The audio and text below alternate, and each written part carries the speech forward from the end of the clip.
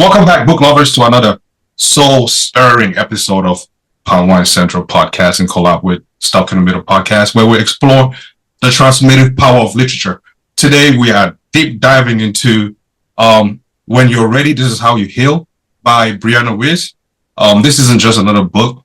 It's about healing. I mean, like, real healing, guys. Like, if you pick up this book, don't blame me for too much information. Blame T and Brianna Wiest. But anyways, it's a profound exploration of the human experience. I mean, when I say experience, I mean like everything you can think of, you know what I mean? Even when you wake up and you forget to brush your teeth, for example, she has in the book that, hey, when you wake up, first thing you do, go and brush your teeth and don't forget. But joining me today, like I said, Barbara, what's good with you? How are you doing? Happy Saturday, guys. Happy New Year to the book lovers. This is the first recording of the year, so we have to begin it correctly. Happy 2025 and happy Saturday. I hope everyone is well. I'm excited about this book. I personally think it's judgmental, but yeah.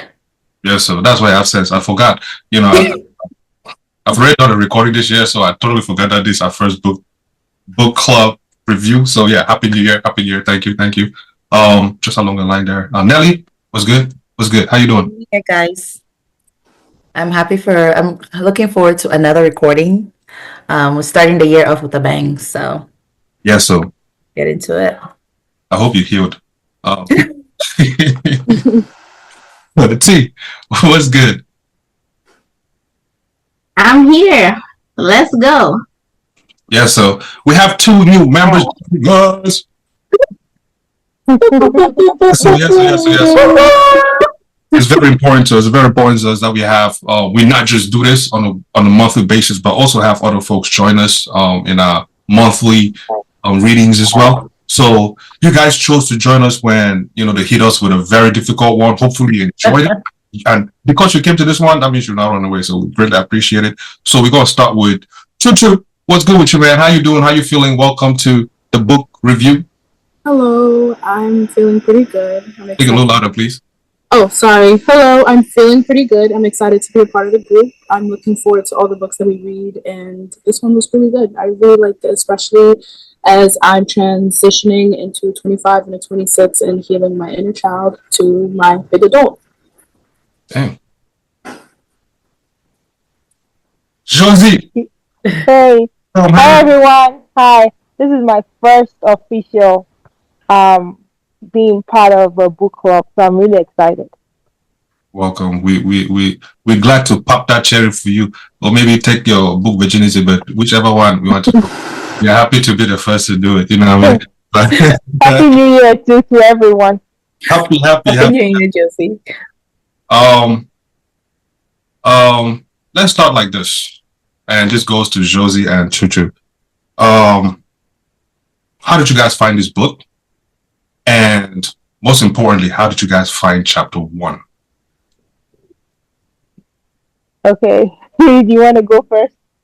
I found this book through joining the book club, and chapter 1 was good. It was interesting, but I feel like I want to talk about it more later on as we get more into the conversation. Did you guys hear me well? Mm-hmm. Yeah. For me, chapter 1 was an intro. I haven't read any of her books or listened to any of her audiobooks. So chapter 1 was I'll say grounding chapter. To me, it felt like, okay, hold on. Pay attention. This lady is going somewhere. This is not a 1.5 read or listen to. This is a 1.0. You need to take your time, listen to every word that she's saying. This is not the regular, let's do 1.25, 1.5. We're not in a hurry to go anywhere. If chapter 1 is like this, then we need to slow down and pick it up. And if we have to rewind, then we have to. So that's how I felt with chapter 1. You get sense. But Therese, T, you proposed this, you suggested this book for us to read. Kudos to you for that. You and your mommy Brianna, I don't know what contract you guys signed, but we will sort that out later. First off, let's start with you like this. Why did you bring this book to us? And to, upon reading this book, while you finish reading this book, what is one takeaway for you that you want everybody, one takeaway that will push everybody to read this book, in your view? First, because it's Brianna, right? I love everything she writes. She's a no-nonsense writer. She goes for the jugular. And if you are looking to put in the work, she's your girl. So why not? And one thing I take away from the book, oh my God, I fear that the book might be scary in a way, but it's a good scary, because it's like, when you put water through a colander and you have the water coming out all these different holes. That's what that book would do to you. It would expose weak points, so to say, areas of growth. Let me put it that way. And so if you're someone who's looking to grow, I think this is a book that I would highly recommend, because it exposes you even to aspects about yourself or about life that you probably are not thinking about. There's everything in the book. Work, family, friends, just existing, breathing, everything is in the book. She addresses it all. She sure do. Okay. Well, let's dive into it, right? Or before we get into it, sorry, Nelly, you have something to say? Oh, before we get into it, just by show of hands, right, on a scale of 1 to 10, 1 to 5, who would recommend this book to anyone on a scale of 5? Okay. I did already, actually. Yeah. Go ahead. No, I was gonna say I did the mountain is you, and then this was the second one. So I The mountain is you. Now this is how you heal. You want to kill somebody's child. That was the first book we read about her on the book club. The mountain is you. Don't do that. You don't love that person. They say it's good to read that book at least once a year, like in the beginning or the end of the year. You start your year. The Mountain is You. It's a really good book. Do you know how many books you're going to have to read at the start of the year? But anyways, that's a topic for defending. But it seems we all gonna recommend this book on the scale of 5. For me, I think I would do 3, just because most of the folks that I might recommend this book to, by the time they're done with chapter 2, they'll be like, nah, son, I think I'll pass on this one. You know what I mean? I'm not ready for this yet. Go ahead, Josie. Okay, so I would recommend with reservation. Why? Because I would let the person know. Don't judge this book by either the cover or the audio. Take your time, let it assimilate, digest it. All of it might not speak to you, but something will. So just pay attention and catch the part that relates to you.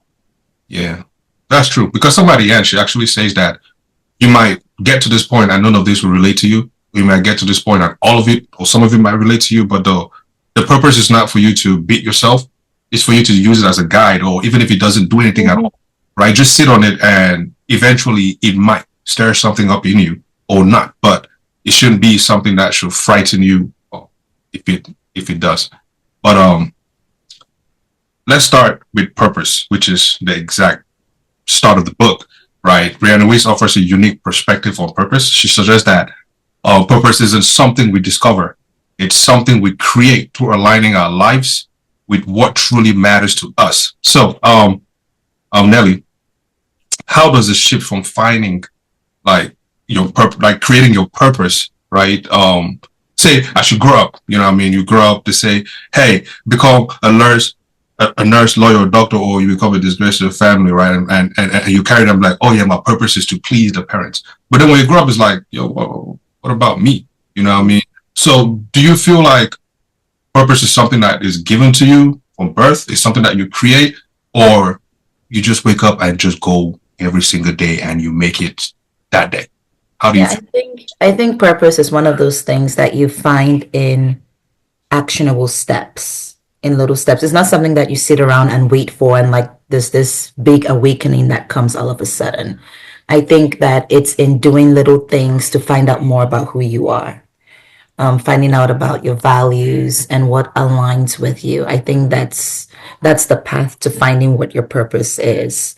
It's certainly not what your parents tell you, like, oh, this is what you have to be.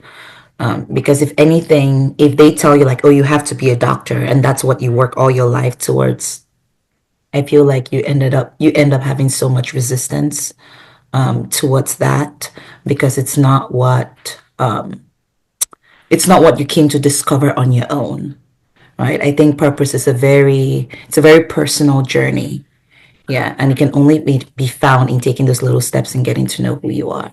And that's the beauty about life because you're not born and someone is like, okay, this is who you are, this is who you're going to be, yada, yada, yada. No, you get to find out about that as you grow older. You get to find out along the way. So, nice. Barbara, what you got to add to that in terms of purpose? Like you can take from the book or your own personal experience about purpose, but what you got to offer? She pretty much defined purpose as purpose is coming from you, not from anybody.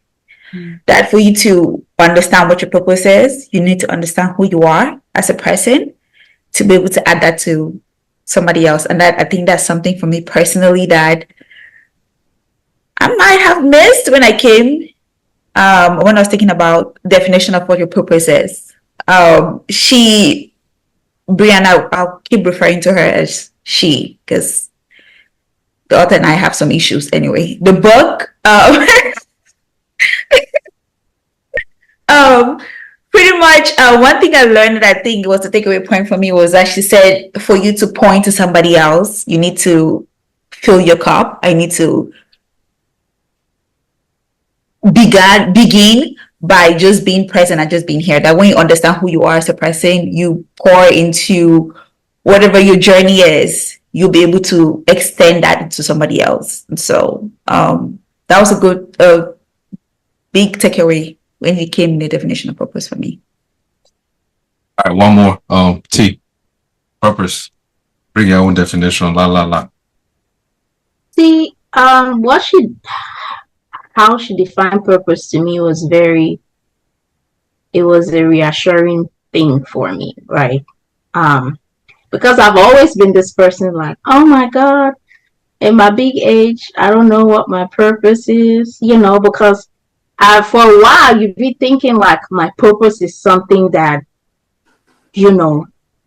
has to be outstanding, right? Like, I would be extraordinary at something and then I'll find my purpose in it, right? And I've waited 30 something years and that has not happened. And I think it was sometime last year I was talking to a friend. I was like, I think I've realized that my purpose is not something outstanding. And I was actually just saying that out of discouragement, like, I think at this point I'll just settle for, I just want to be nice to people. I want to be kind. And I just want to be there for the people I love. And that was it, right? Because I was like, you know what? I don't have no big talents. I cannot sing. I cannot dance. Some of that is a showcase. But reading this book, for her to say purpose will not always be subtle, that I can understand. But that purpose is how we do the things that we do. That to me, it was like a warm hug. I was like, oh my God. So many times, like, especially with my purpose, it's like I'm always chasing this external thing, right? Or it will bring purpose, but it's right here. It's already here. She said, just being present alone is purpose. Being kind, doing what you are doing at any given time and doing it well. That is purpose. Serving people, right? Outside of yourself, what you do, something that can serve other people, that is purpose. So that can be curing cancer to giving somebody an encouragement in the morning. All of it is purpose, all the same. That to me was very freeing. Okay, sorry. Can I add into what T said or something that she said that I actually wrote down? She said, purpose is not something we do, it's something we become. There's a question, especially in relationship with people, just add to what T said. We often ask this question, oh, what is my purpose in your life? Or people ask you, oh, what is your purpose? Or everything that you said. A lot of us, I realize that a lot of us have issues answering that question is because we don't understand what our purpose is, just in general. You like none of us, a lot of adults or a lot of human beings don't know that. So what she tells us, which that's why I said it was very, she said you need to understand who you are, you need to understand what your purpose is. As T said, just the little things.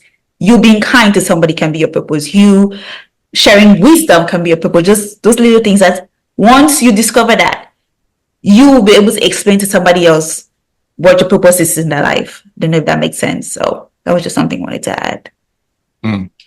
So with that, then let me ask this question, right? Chuchu, Josie, you guys feel free to take this. So as people come into your life and they go, and we're talking about purpose, also too, knowing somebody and also filling in gaps, right, where possible. I'm not saying that you should know somebody entirely, but you should also not be dominant in somebody's life, right? You cannot just be dominant in somebody's life, like you're just there, just take breathing air. At least serve a purpose.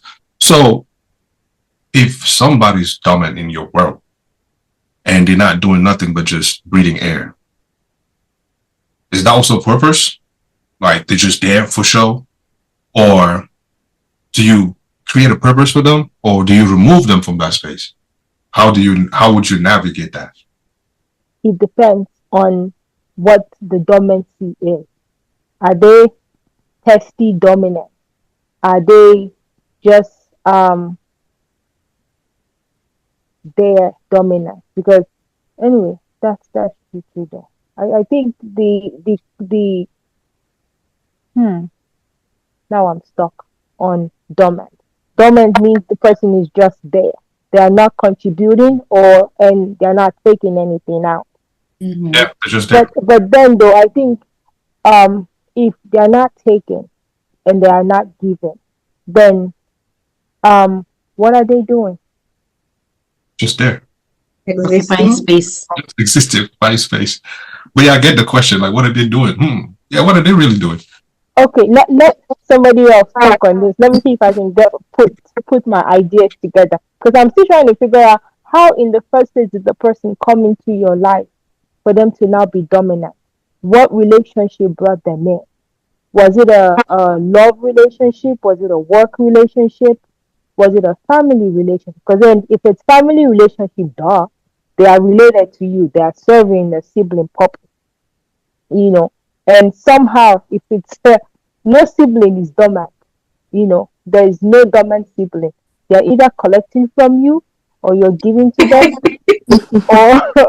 or they are somewhere in some other shifting your world around. So no sibling is dormant. But then if it's a relationship that you're in, how did they even come in? What door did they come in through?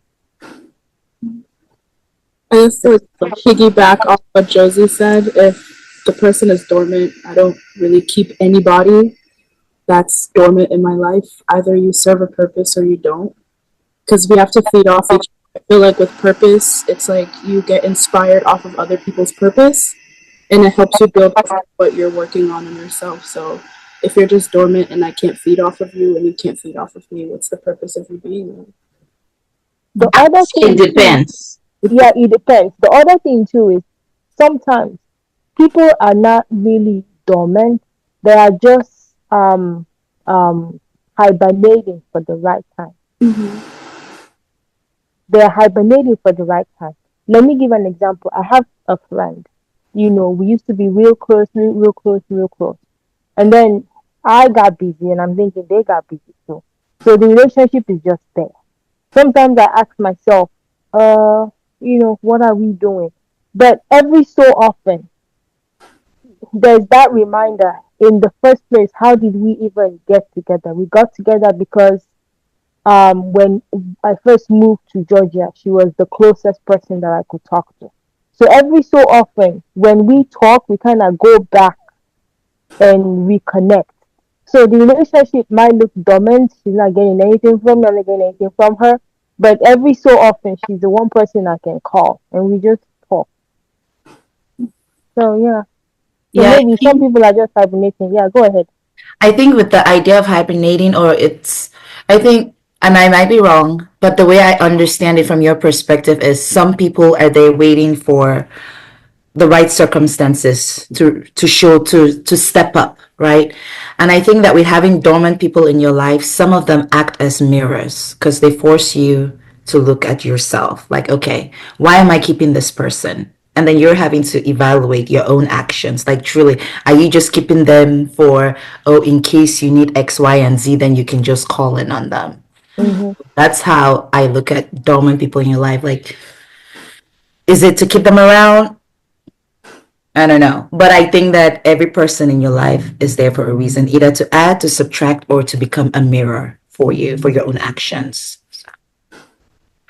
Agreed. Same. Okay.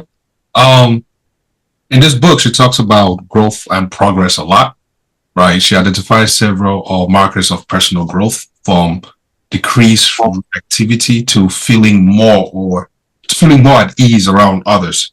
We're just talking about people in your world, right? When you're around people, let's say you're around people who are more proactive than you, for example. Let's say that people who are out there than you, right? How do you stay around folks like that do not have the same characteristics as you? For example, let's say you have people who are outgoing but you are not, right? And they'll try to bring you into that, but you really don't feel like you want to be out there, but then you still want to keep these people around, or vice versa, right? But you still want to hang with a clique. Let's say you're in the house and you see a bunch of your friends to take a girls trip, but nobody invited you. Nobody invited you, and you're feeling some type of way, really. But why though? Things like that. So let's talk about personal growth. Let's talk about what was it, the one? Size of growth and progress. There you go. So with those scenarios that I've given, from the book, how do you begin to, we're talking about healing, right? How do you begin to look at these things and tell yourself, I'm not going to get mad. I'm not going to get jealous. I'm bigger than this. I'm grown enough, to look at these moments and say, hey, this is just a momentary thing. It's nothing. I'm just in my head. So there's something that she said, I think it goes in line with purpose and the conversation we just had. You need to, it's either, I don't know if I'm confusing this book with The Boundaries You, or The Massive You, and I'm kind of the book's confused. But she said we're not going to get into the conversation about letting go of certain things, and that let me start. I'm a little bit rambling right now. Let me start the example we use. The girls trip. So maybe before you guys became friends, maybe you were a lot younger, you guys used to go on that trip, right? And you're currently in a different phase in your life right now. Your goals are different, your purpose is different, in a different place, correct? What she said, which I think stuck with me, is we need to learn how to embrace change. Change is not scary. It's actually good for you. Like, if something is not working and you're sitting there with your spirit, rather than you trying to force it to fit whatever you're trying to do, explore it. If your friends went on a girls trip, you guys are all friends, they didn't invite you, okay, it's gonna stink, but you said two things. One, did I want to go? If I didn't want to go, then yes, it's okay. I'm very okay where it is, as long as it doesn't bother me, and I am okay with it. If anything, she says, put yourself first. Dig deep and see what is causing you to feel that way. Figure out, accept, sit in that emotion, accept it, feel it. And then when they come back, if you can choose to say, okay, I'm going to have a conversation to figure out maybe where the disconnect was, why I wasn't invited in that trip. If you don't feel like doing it, just do the deuces and you let go. When you open yourself up for change, or when you open up yourself for all of these challenges, that's when change comes into you. When change comes to you, that's how new things come into your life. So it's not a bad thing. Embrace it, if anything, is what she said. Just embrace it. Then what do you think? Me? Yeah, you. Oh, yeah, no, I definitely agree with embracing those kind of circumstances. Um, if you're looking in that particular example, if you're really thinking as to, does this really bother me? It's a question of, does it really bother me, or is it supposed to bother me? You know, and then if you look deeper, and you guys are in completely different points in your life, like let's say you're married, you have kids, and your girlfriends are still single and they're going out about their business. You embrace the phase of life that you're in. If you want to do something about it, you can make new friends, you can make new mom friends who are in the same phase of life as you. So I think that's one way to embrace those changes, but that's the only way that you can grow. Because I feel like you spend way more energy resisting the change than just accepting it and moving on. Nice, nice. In another sense, just about change and growth there, or progress and growth there. See, how do you find progress in people?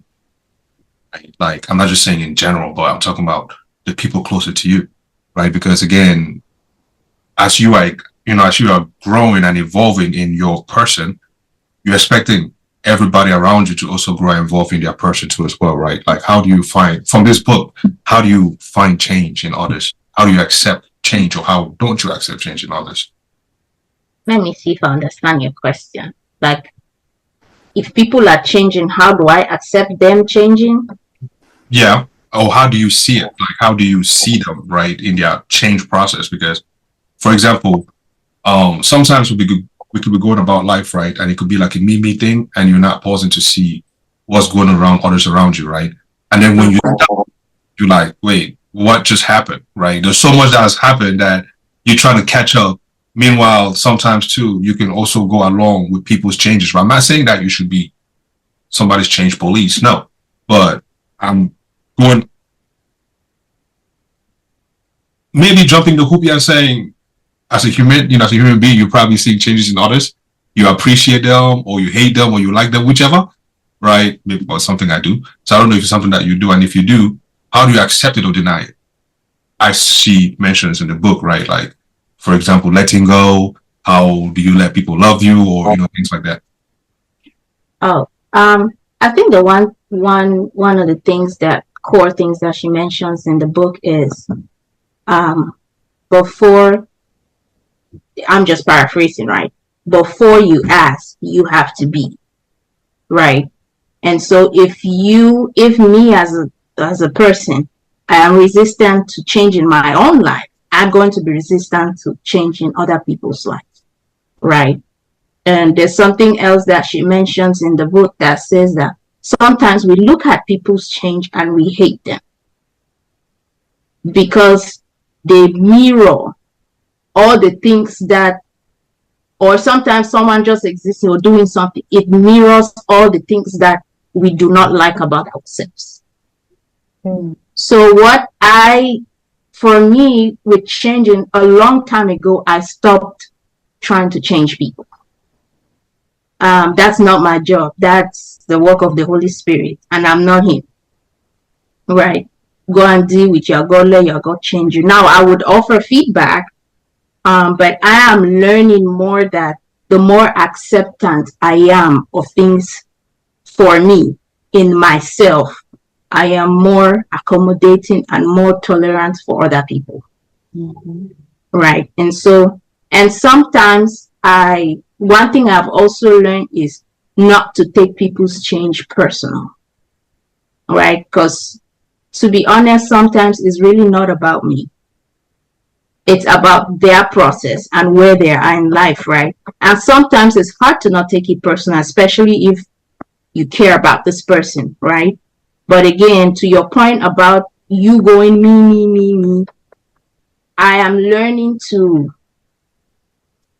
take a step back and evaluate pretty much where I'm at and where the people are in my life, right? And life comes at us and changes create gaps. Sometimes when those gaps happen, it is either of us our responsibility to bridge that gap. And other times the gap exists and you guys would just grow apart, right? So you need discernment to be able to know when it's time to bridge that gap that the change has brought, or it's time to just let everybody flourish how they are flourishing. Does that make sense? Mm-hmm. So I have to be proactive with these things. Sometimes friends change seasons, right? Okay, I used to have as much time then. Now maybe I'm working a different shift or a different job. If this person means as much as I think we mean to each other, okay, let's reevaluate. We used to talk all the time. Now we can't talk on the phone. Different schedules. Hey, how about we do a once in a week check-in? Something like that. We have to be proactive to make adjustments for this change. Otherwise, we will fall apart. Can I add into what she said? There was something you said that just popped into my mind. She said about that we have to reframe how we see things when it comes to change. She said, if you reframe how you see things, a lot of things are going to change. The example I think she used, again, I'm going to paraphrase and I'm going to use the example AK used. You see your friends, right, when in a different place in their life. Maybe they have changed. Again, they go out for partying or that they went for a girls' trip. Maybe it's not that you're married and have kids, but you're still single. However, there's a financial constraint. Those people are more successful than how you are. So this is how she said it. To embrace that, right, you have to reframe. See your friends. When you take a look at that change, it should be like a challenge to yourself. Like, that's possible. That wherever they are, how they got to those things, the challenge, the whatever they did, it's possible for you to get there. So see, it's like you see it as, oh, okay, if they can achieve that, it's a possibility for me to achieve whatever it is. I can learn from them. Take it as a learning opportunity. Okay, what is it that they did different? Maybe you guys are in the same field and they are maybe on a higher paying grade or something else. Rather than you being wallowing in your sadness, jealousy popping up, you criticizing yourself and just bring all of that energy, look at that as something positive. Reframe how you see it. Try to learn from them. If God willing, the person is willing to teach you. When you change how you see that and you reframe how you see things, it's going to make it very easy for you to embrace change. A lot of things that happen around you. So that was just, I think she spent quite a lot on that in the book. So I just had to add that there. Yeah. Can I add something too? What I was thinking about, because it's funny how something similar to this actually happened. I'll give the example. It's also similar to a girl's trip. A friend of mine, we've known each other for a while. She's always going on cruises, and I've always wanted to go on a cruise. So every year she goes to the cruise, and I'm like, whenever you're going, let me know. I want to go. I want to go with you.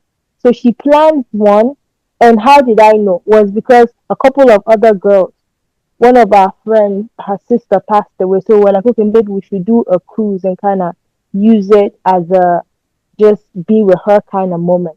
So I reached out to her. So, oh, you have experience with cruises. Can we schedule one since we're all in this same group? And she's like, oh, I already have one planned. I said, oh, And from the way it was presented, he had started planning this thing last year. So I'm asking myself, but maybe I didn't ask her this, and I don't remember if I did that. But I asked myself. I said, I thought I had always asked her that you just let me know so I can plan with her, kind of thing. But what this book represented to me, or what it reminded me of was that as we grow, people meet other people, and maybe you used to be that person's best friend or that person's colleague or that person's talk buddy, but they've grown. Progress has happened in their life. They've gone into other circles. They found other friends. So I think she's found her cruise friend. Do you understand? And maybe I represent a different circle. Maybe I represent the collegiate circle. I don't represent the cruise circle. So to her, merging those two groups of friends, maybe she wants to keep them separate. She wants to keep her cruise friends separate and her collegiate friends separate. So, and I'm kind of maybe forcing her to mix those two groups up. So when things like this happen, yes, I agree with reframing, but also realize too that people are changing and your circle of interaction with them too is changing. So you can either accept the circle that they put you in or that you've grown into, or you can step away and maybe form your own circle, or kind of grow into your own circle too. So then you're not bothered by wherever it is they place you. Mm-hmm. I didn't like cruises anyways, so. No, but I gave that example, I guess, because I'm still pissed off about it. But He's just trying to be petty. Don't mind him. but then I think and then in life too, that's how people are, because you can say, oh, Nelly's my best friend, but Nelly has another best friend. Right. Do you understand? Oh, boo, So, get to do. yeah, you know what I mean? So I'll tell her all my secrets, but then she also has the secrets that she shares with that other person who she considers her best friend. So if the day I find out that Nelly has another best friend, am I going to be mad at her? I'll still, we'll still keep that interaction. But then I'll now realize that, okay, maybe it's not just the two of us now, there's a third person in the picture, and it's growth, because who knows what that other person represents and what experiences they share together. Yeah. So I think that's it. It's being open. I think maybe that's where I'm headed to, be open and acceptance of people. Okay. Now that you said that, let me ask you this then. Let me read this, then ask Chuchu this, and then you can answer after. Right? Somewhere in the book she says relationships that end are relationships that need to end. And if we are honest with ourselves, the signs were already there all along. Right? So to bring that to my question, which is getting into the chapter of letting go, she challenges us to realize that relationships where love isn't reciprocated, right? To look at those relationships where love isn't reciprocated, and she said that we are not for everyone, and everyone is not for us. So, and to true, you are this what's this latest generation? This one. There you go, Gen Z. How do you guys navigate relationships? Because they say it's different from our generation and things like that. So some of us are looking at you people as a no nonsense, generation. Like, don't even touch them, because the least hair that falls on their head, they're already mad at you. You want to say, why your eyes like that? Oh, you're hurting my feelings. Why you sitting like that? Oh, I'm traumatized. So, how would you navigate that portion, in terms of friendships and even sisterhood or sisterhood, things like that?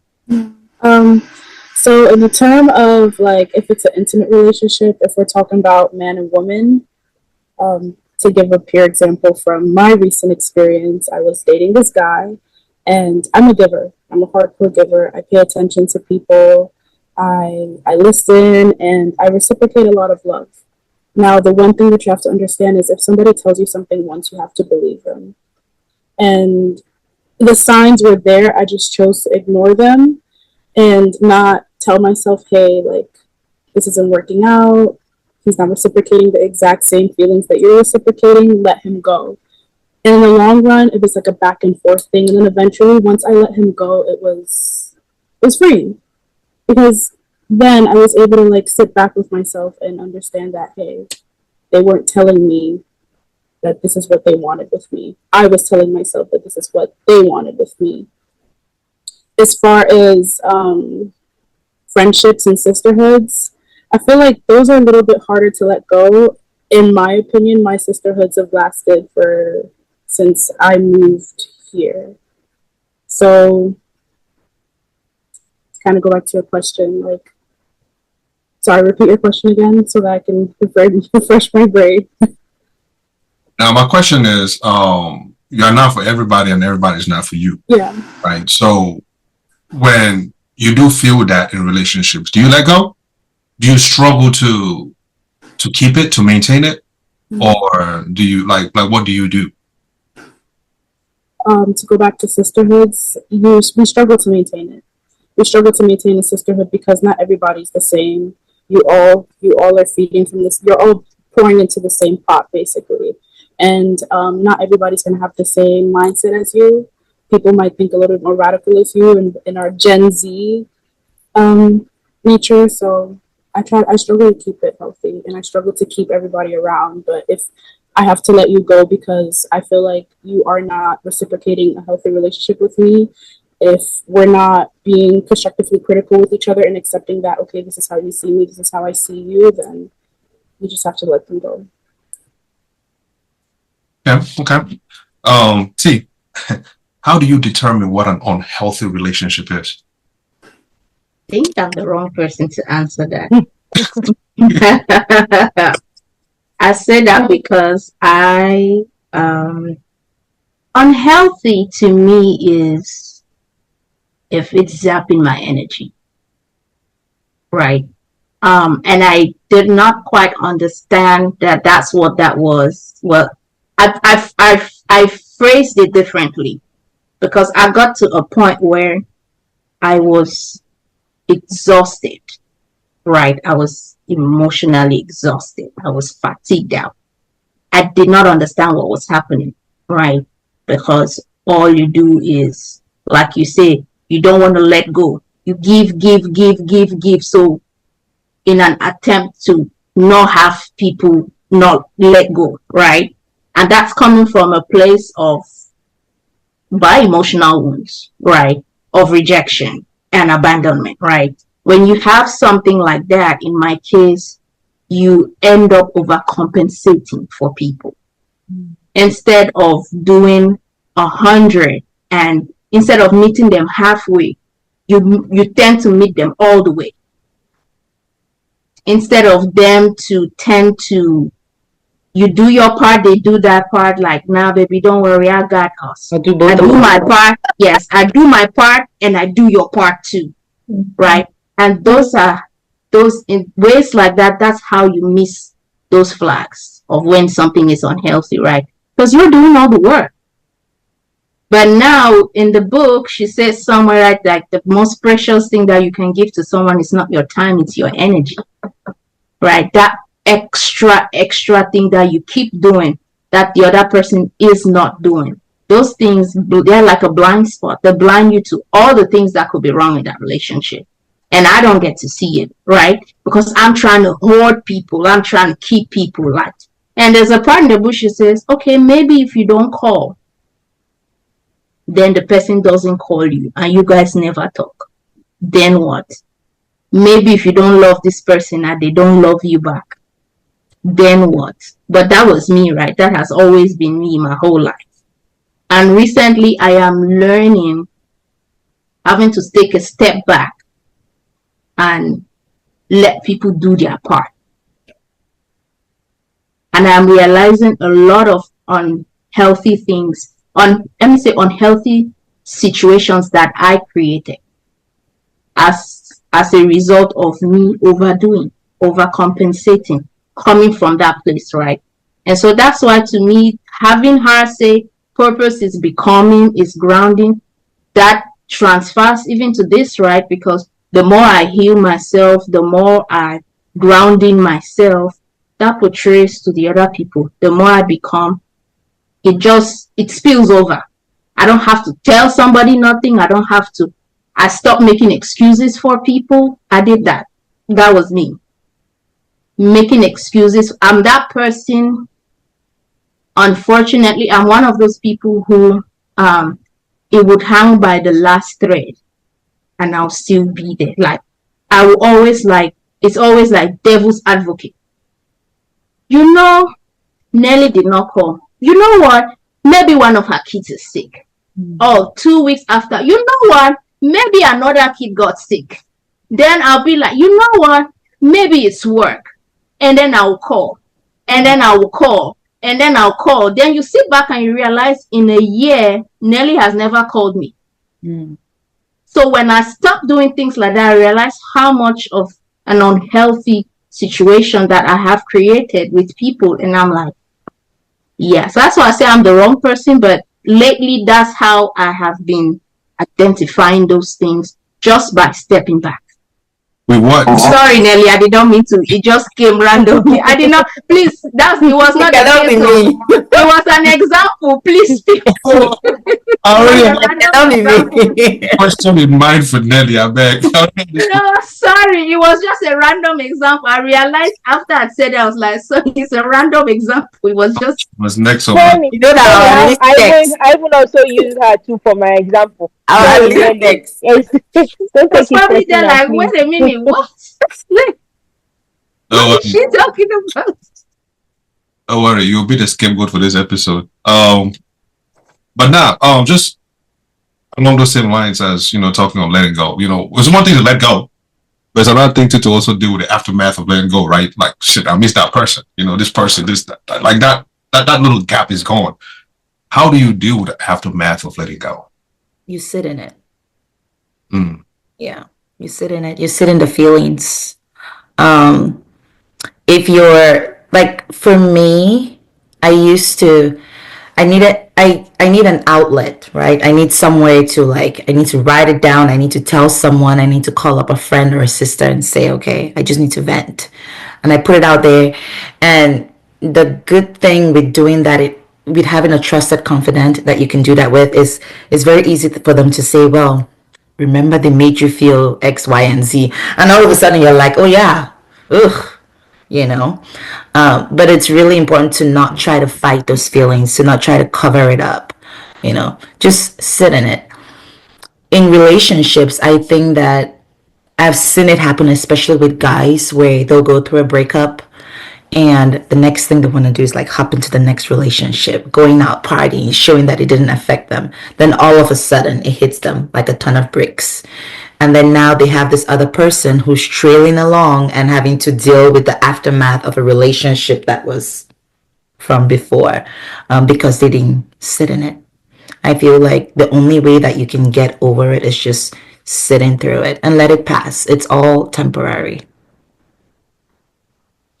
There's something she mentions regarding that in the book, right?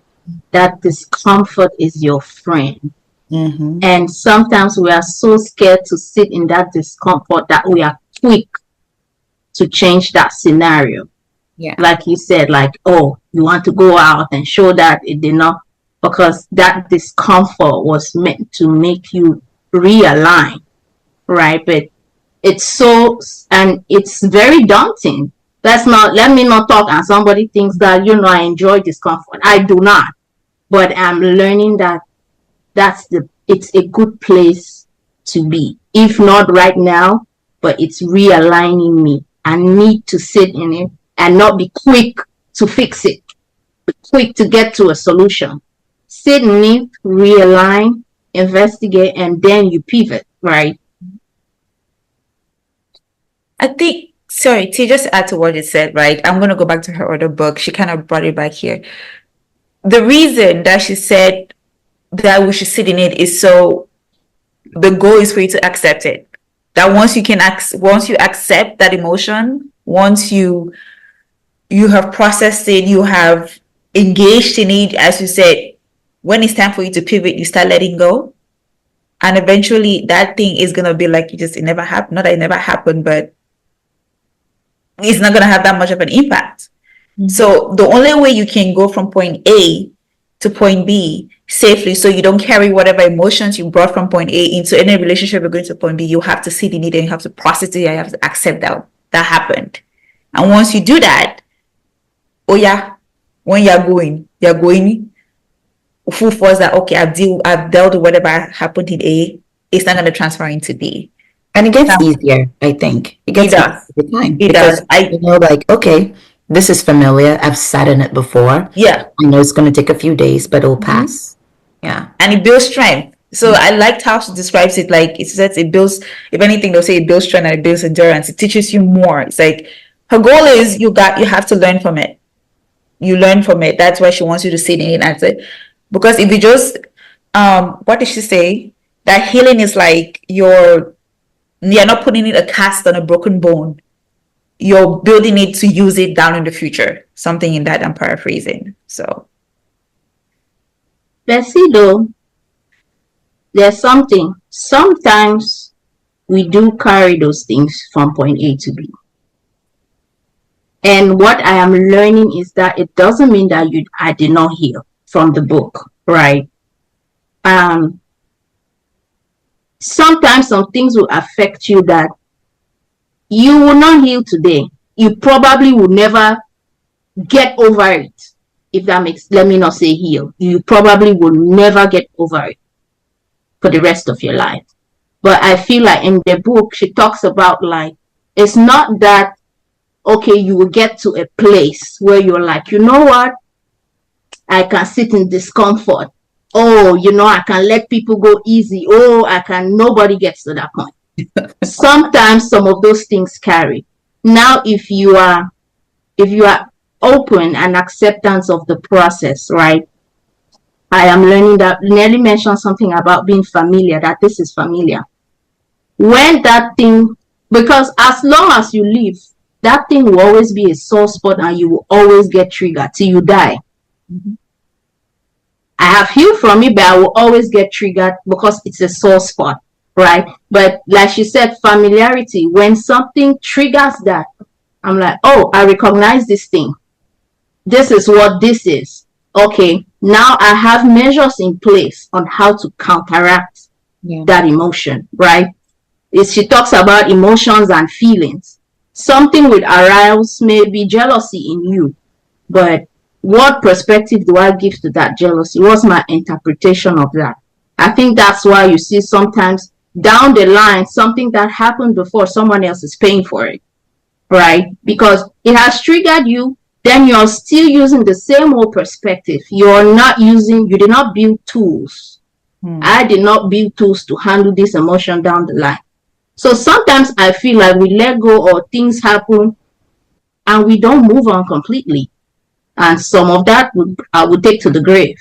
But I have to learn strategies on how to better manage my emotions, on how, I'm not transferring these emotions to somebody else. I'm dealing with it.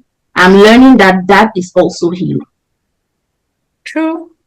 Which is, which is pretty much what she said. That rather that you put in again like a cast, you're putting a cast on a broken bone. It's like you're learning to build a stronger bone for the future. It's like don't cover it. Don't put like a band-aid on it because it's gonna blow up eventually down the road and it might be on the wrong person. So it's like the goal is for you to learn, as you said, develop these tools to be able to build something stronger for you to use down the road. It's not for right now. It's a process. Healing is a journey. It's like an entire process. It's not something you do one day. As you're going, you're picking up these tools and eventually you get to a point that you have created such strong foundations that if that happens, it's like you know how to manage it, if anything. So yeah. I think I've built strong foundations till somebody comes and just shatters them in less. Look at Trump and Biden. How much has Biden been building? And then Trump just came in one day. This guy. That's apples to oranges, sir. No, Biden's foundation was not strong. If you want to do it, apples to oranges. It was not strong. That's why Trump dismantled it. But now, you were talking about not putting a cast on bones. I have a broken bone that I put a cast on, and I took it out and threw it on the highway, and that shit's not healed to today. So what's the analogy you were giving there? No, I think she meant band-aid. Band-aid. Okay, sorry. I heard cast. So I was confused. Cast is the right one. I think she was trying to say band-aid. If you have a broken bone, please. But you couldn't let that slide. No, I was thinking about it, I was like, chai, broken bone. Nobody wants that pain, though. Nobody. 20 years down the road, you are feeling pain that you could have solved 20 years ago. But anyways, just moving on along those lines, right? Talking about cycle of mistakes. Yeah, this one, a lot of us. But anyways, she said something that I want somebody to please. My grandma teacher died in class 2, so please somebody needs to help me decipher this line. The right things don't even have to be chased, but rather pursued. What the hell does that mean, please? Oh, I have a note on it. Let me find my note, what I wrote on that. Because she said we often revisit the same challenges until we learn their lessons, right? The right things are not meant to be chased, but rather pursued. I sort of Okay. I didn't want to go. This is my note, and then somebody else can say it, right? To chase something means that you are desperate, you are frantic, and you are quick with it. To pursue means you are intentional, it is planned, it is steady, and it is slow. So you do the math. Say that again, please. I beg, repeat. Yep. So to chase, right? Let me see if this my analogy might make sense. To chase is to just run after something.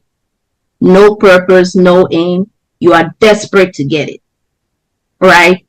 But pursue is being intentional. You actually have strategy. There's a purpose to what you're doing. You're slow and steady with it. Yeah.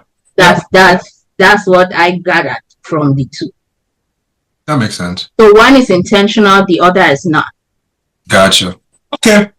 That's a clarification. So let me ask my question now. All right. So Nelly mentioned something about, men always jumping into relationships, things like that. Why did I think that? Why did I know that this is where this was going? I knew. That's why I said it. I'm like, I knew it was. Oh my god. Let me land. Which is, which I totally agree with you. Even though some other men, will beg to differ. But just along those lines, this is my question, right? If we're talking about cycles of mistakes, a woman, not for example, but most women, they tend to love things that are bad for them. In the sense that men A portray these characteristics, for example, and you grow, you see, oh, not good for me. Man B comes along and has the same characteristics, but because man B has shinier teeth than man A, all of a sudden, he's a different persona. Those characteristics don't mean nothing at that point in time, right? You put a mask to it just because of shiny teeth. Man C comes because he drives a Toyota Camry, which you love Toyota Camrys. You ignore those mistakes. But no problem, right? We get into those cycles of those things. So on your side, when you are constantly picking the things that you shouldn't pick just because you put a mask on it, what's that really about? From a woman's perspective, I have 1, 2, 3, 4, 5. 5 of you here. So please explain to us. What's that about? Okay, so a good chunk of it is repeat offending. It's being a repeat offender, right? But being a repeat offender has a lot to do with your background. What are you constantly working on? Because it might be that your personality keeps picking up those people because you always feel like you can change them. You always feel like maybe this time it'll be better. Or you always feel like, you know what, maybe they will fill the gap, or maybe with them I will change. Or, but that's the thing though, that's the repeat offense, is that we will keep repeating until, and she mentions this, she says, we never learn the lesson enough to leave the teacher alone. So for every person that has the shinier teeth, the Toyota Camry, that is a lesson that we're getting taught every time. We're getting taught that lesson every time. And until we learn it, we will never let go of that repeat offending, that teacher that is teaching us that thing. Because the same way the first guy hurt us, or the same way the first situation ended, is the same way the second one will end. Because after we're done, after we've been initially attracted to that shiny teeth, and we're like, okay, we can work this out, then we find out that shiny teeth is the same thing as where we were before. So we ask ourselves, why are we here again? Okay, you know what? We're gonna do better next time. But every time we never do better because we're circling the drain.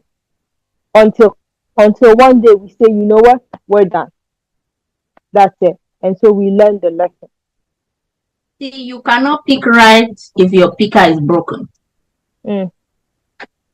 Never. What does that even mean?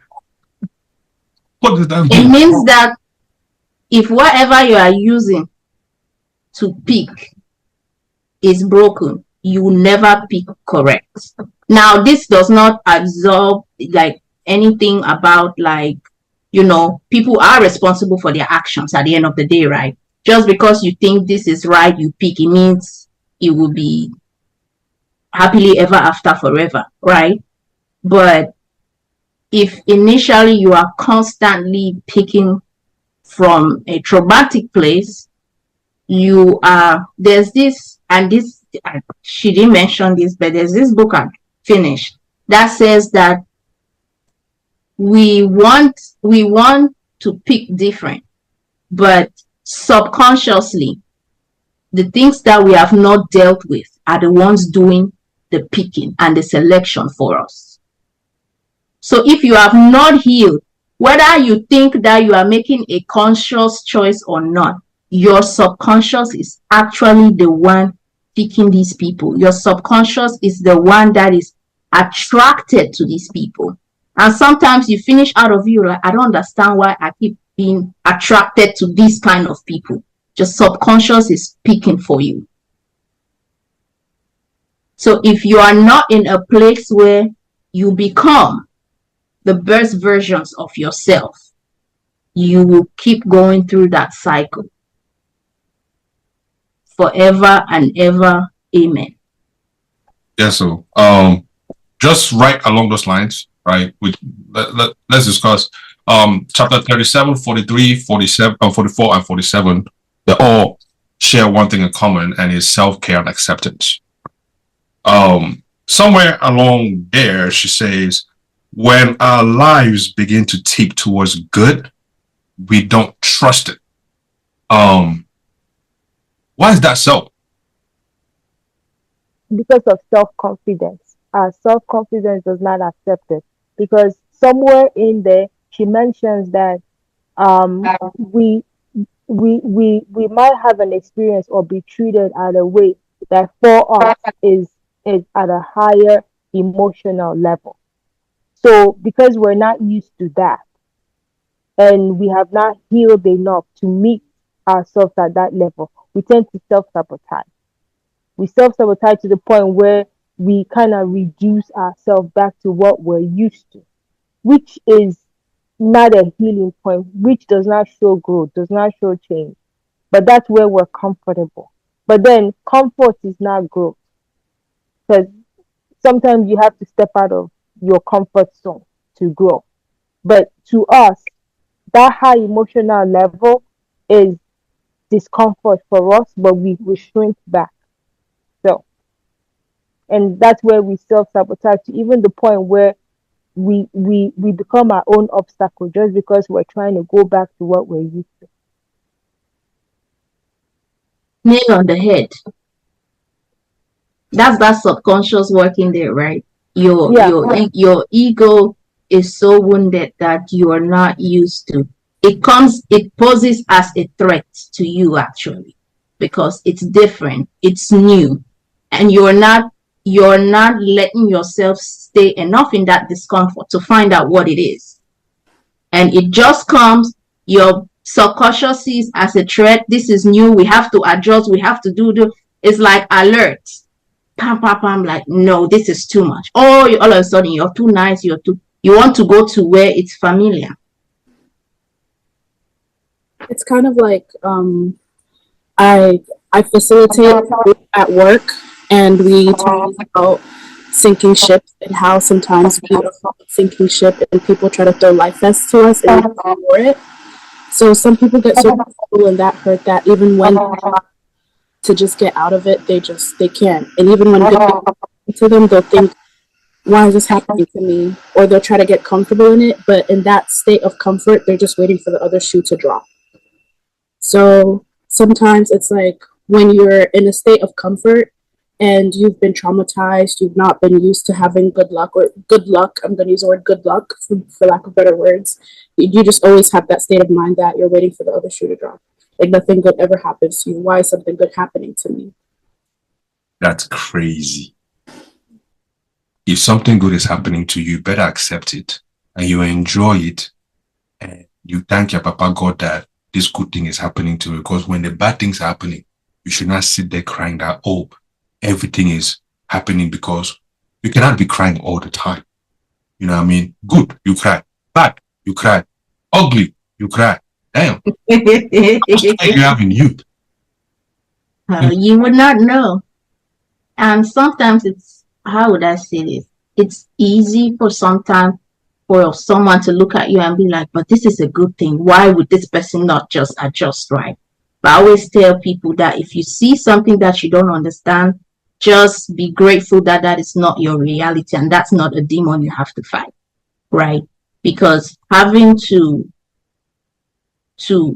fight against the very nature of something that's good for you, that in itself is very traumatic.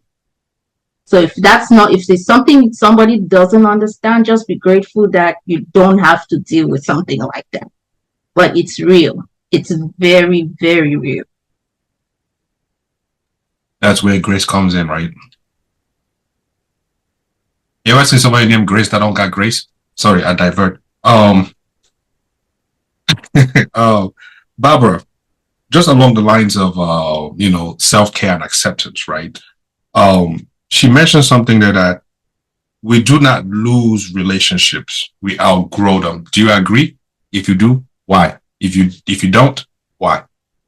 I do agree.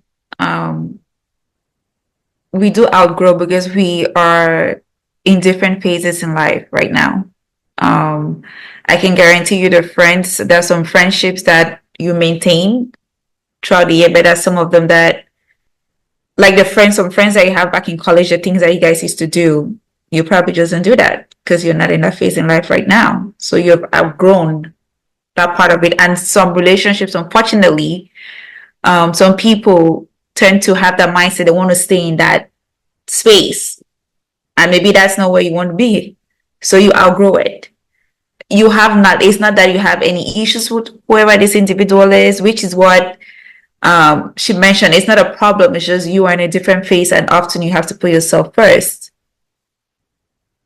in that sense. And so I did agree with her 100% on that we do outgrow a lot of relationships. It's just not there. That's some of them that stays the same though. You never outgrow it, but there's some of them that you do. And I guess it just depends on the basis, the foundation of whatever that relationship was to begin with. So okay. Did you? Yeah.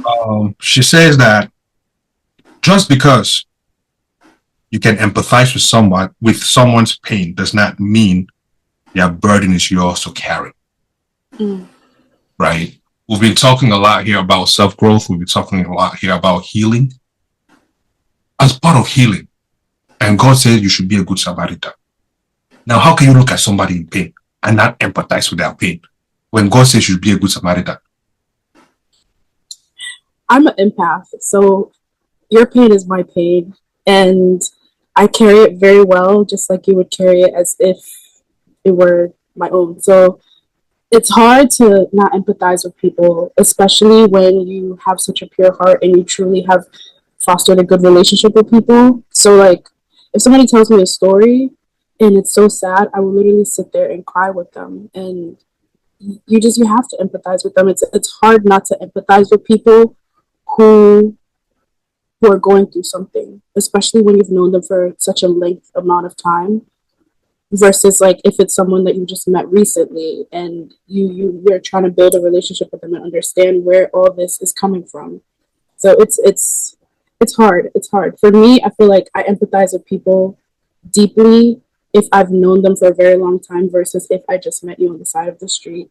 Then I understand how you feel. I can relate in a sense, if that makes sense.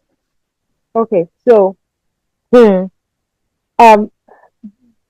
is how I see that.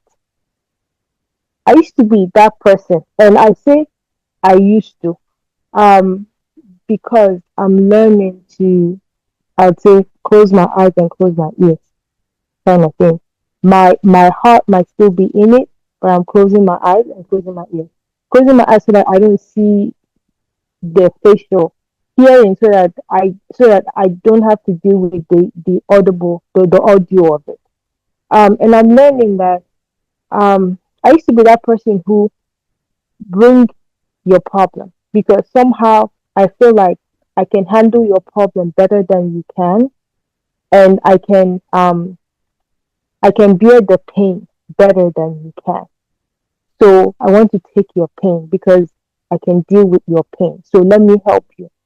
Okay. But what I found out is that sometimes people will bring you their problems. Why? Because they know that you are a problem solver, right? Okay. But it's that same thing where people will watch you burn to keep them warm. And only after you have burned will you now realize that this person has firewood, or they had firewood the whole time, yet they watched you burn to keep them warm.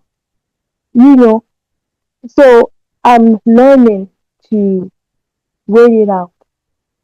Let me see how much firewood they have left and see if I'm contributing to their firewood, but I'm definitely deciding not to burn myself down to warm them up, because I'm trying to find out that most times the people that I burn myself down to keep warm, it's difficult for them to reciprocate the gift.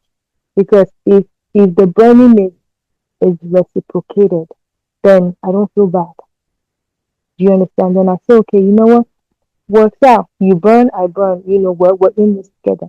But no, some people will watch you. They'll bring their problems to you because they want to watch you burn. It's like, example, someone who wants to go on a trip, right?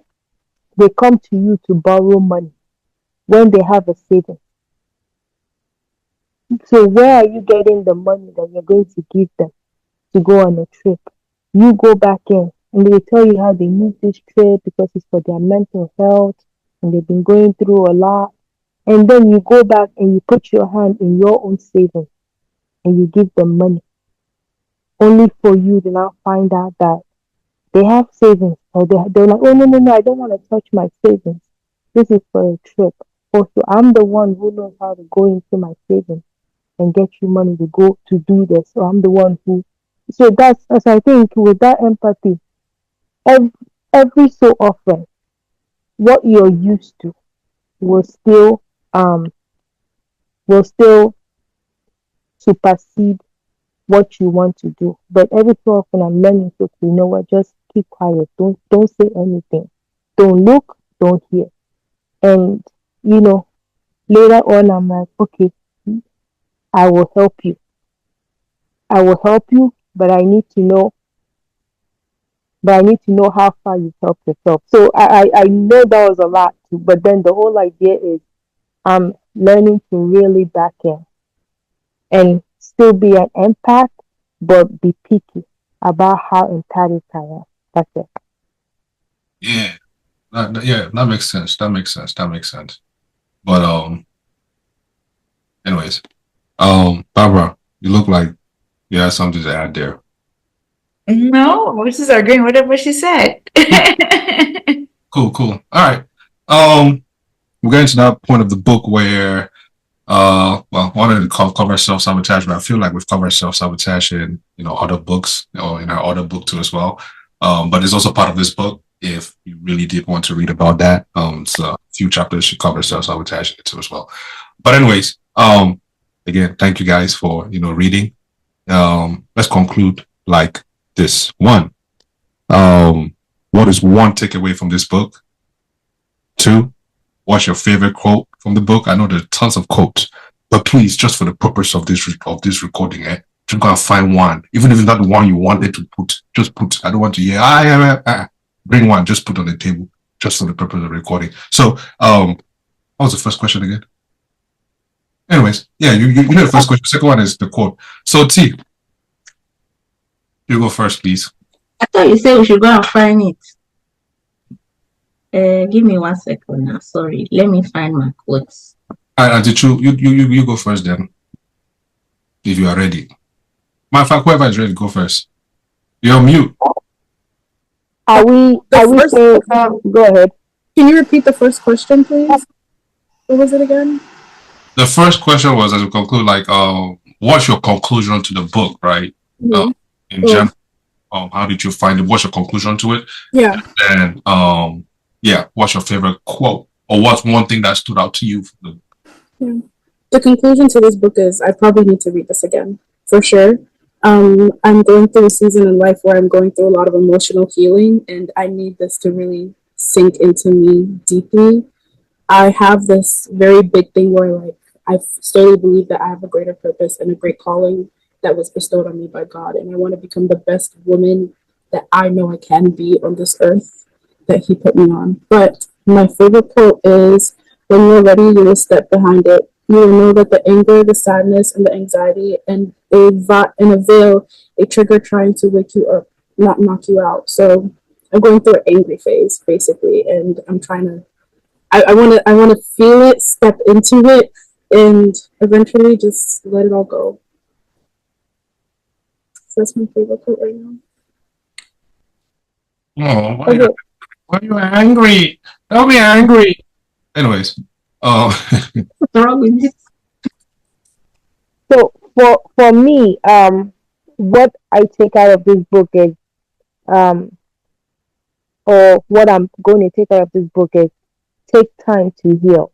So I'm going to go back, because the book is now in my Audible. Something tells me I'm going to go back and read it when I travel. I'm going to go back and read, because this doesn't seem like a one-time read for me. I'd want to go back in and kind of meditate on some of the facts that she mentioned. But what quote do I take out of this? Is learn the lesson so you can let go of the teacher. nice. Man, that you know what? We still need teachers. Anyways, Barbara, what's your I think the biggest takeaway from the entire book, I do agree with Auntie Chu when I say I have to go back and read the book, because what was it that T said, that our inner, your subconscious was fighting, my subconscious was fighting a lot of things, and so there was a lot of concepts I didn't. So I definitely have to go back to read. But I think one thing is that healing in general is not a one-time thing. It's like a process altogether, and I have to learn to embrace a lot of things about the process of healing, because I'm one of those people. The chapter on not able to let go, I think, was that whole conversation. So it sat with me a lot, because I tend to hang on to things that I have no business hanging on to. So that is something, and it's because I don't process a lot of my emotions and I process a lot of things, and I'm afraid of the ifs of what will become. So I just tend to sit in certain things. Yes. But it did tell me that healing in general is a process, and I need to learn how to embrace the good things and the bad things that come with it, and that's the only way I'm gonna get to the other side of things. nice? And I'm still looking for the code, because I paraphrased a lot of things that I wanted to say. I can't find the code right now. I'm still looking. It's coming.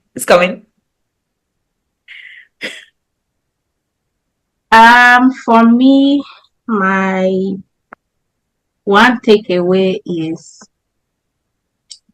I would never get to a place where healing, let me take that back. Healing, it changed my perspective on what healing is. Right.